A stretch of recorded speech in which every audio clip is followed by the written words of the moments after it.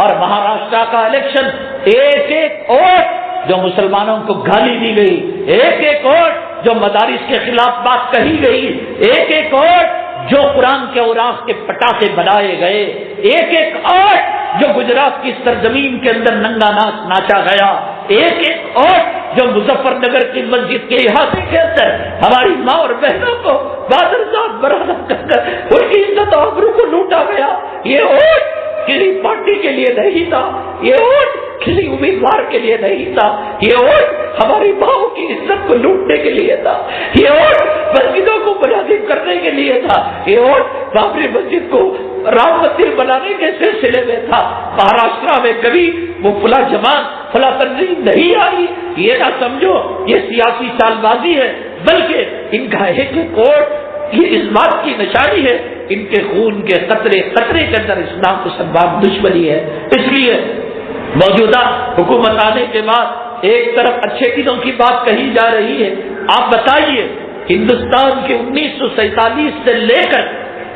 2014 کے اندر جو عید الاضحیٰ آیا، 2014 کے اندر جو عید الفطر آیا، 1947 جواہر لال نہرو سے لے کر موجودہ حکومت تک ہر وزیر اعظم نے عید کے موقع پر عید کی بدھائی دی ہے، مسلمانوں دی نہیں دی، عید کی مبارکبادی دی ہے، دوردرشن کے ذریعے سے، پرنٹ میڈیا کے ذریعے سے۔ یہ جو پارٹی آئی ہے یہ وہ ننھا منا، یہ وہ اچھے دن کا وزیر اعظم ہے کہ جس نے تاریخ میں پہلی مرتبہ مسلمانوں کو عید کی بدھائی نہیں دی اور مسلمانوں کو عید کی مبارکبادی نہیں دی۔ 1947 سے لے کر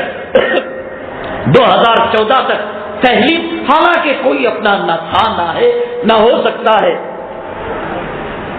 لیکن ظاہری کچھ کرنے کے لیے ہر رمضان کے اندر ہر سال 1947 سے لے کر 2013 تک افطار پارٹی رکھی گئی نہیں رکھی گئی، راج بھون کے اندر وزیر اعظم کی پارٹی کے اندر افطار، یہ پہلا موقع تھا مسلمانوں کو کہا گیا اس ملک کے اندر تمہاری کوئی مقام نہیں، کوئی حیثیت نہیں، اب تمہارے ووٹ کی بھی کوئی ضرورت نہیں، اس لیے کہ دھرم کے نام پر، ذات پات کے نام پر، رام مندر اور مسجد بابری مسجد کے نام پر ہم نے لوگوں کو تقسیم کر دیا ہے اور ڈیوائڈ کر دیا ہے۔ چنانچہ اس کا زندہ نمونہ ابھی جو ہے ہریانہ میں دیکھنے میں آیا اور مہاراشٹر کے اندر دیکھنے میں آیا۔ حضرات، اگر اسٹیٹ اور سینٹرل دونوں کے دونوں ایک ہو جائے تو ایک طرف تو عید کی مبارکبادی نہیں دی اور ایک طرف افطار پارٹی نہیں دی، لیکن یہی وزیر اعظم دیوالی کے موقع پر ایسا کشمیر سری نگر جہاں 99% مسلمان ہیں، خال خال کوئی غیر مسلم رہتا ہے، دیوالی منانے وہاں پہنچتے ہیں۔ اس سے کیا بات آپ کو سمجھ میں آتی ہے، کیا سبق آپ کو ملتا ہے؟ جو عید الفطر جو مسلمانوں کا تہوار ہے، عید الاضحیٰ جو مسلمانوں کا تہوار اور عید ہے، اور افطار پارٹی جو ہندوستان کے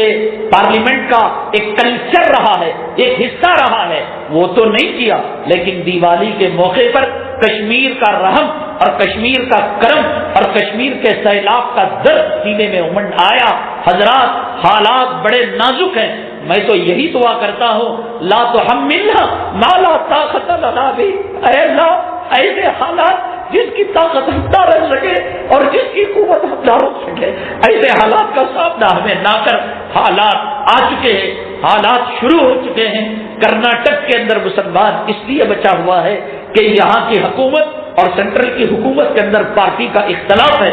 اور خدا نہ کرے اگلے الیکشن کے اندر یہ اتحاد ہو جائے، یہ پارٹی کا اختلاف ختم ہو جائے، پھر دیکھنا گائے کے ذبیحے کے بارے میں، پھر دیکھنا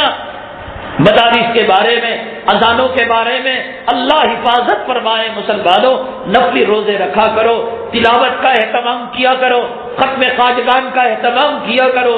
صدقہ کرو، خیرات کرو۔ کشمیر کے اندر 4 سال پہلے جب سفر ہوا تھا، میں نے کشمیر کے مسلمانوں کو کہا حالات نازک موڑ پر چلے گئے ہیں، ہر ایک نوجوان ٹیم بنا کر روزانہ اللہ کے گھر میں اعتکاف کرے، ہر مسلمان پیر جمعرات کا روزہ رکھے، ہر گھر سے ہر فرد کے نام پر 1-1 روپے کا صدقہ نکالے۔ مجھے بزرگوں کی آنکھوں کے ذریعے سے میں نے وہ تباہی کا منظر بہت پہلے دیکھ لیا تھا، اللہ گواہ ہے، میں ان کے گھروں کے اندر جا کر ان کے اداروں کے اندر جا کر، ان کی تحریکوں کے اندر جا کر میں ان کے ضمیروں کو جھنجھوڑا، اور پرسوں جو پروگرام ہوا اس کے اندر میں نے اس وعدے کو یاد دلایا۔ ایسا بھیانک طوفان آیا، سیلاب آیا، جس کا تذکرہ آپ سن چکے ہیں کہ جس نے قوم نوح کے طوفان کی یاد کو تازہ کرا دیا۔ کہیں خدا نہ کرے، خدا نہ کرے، ہندوستان کے مسلمانوں کا مستقبل، ان کے قدم اسی سمت اڑ رہے ہیں،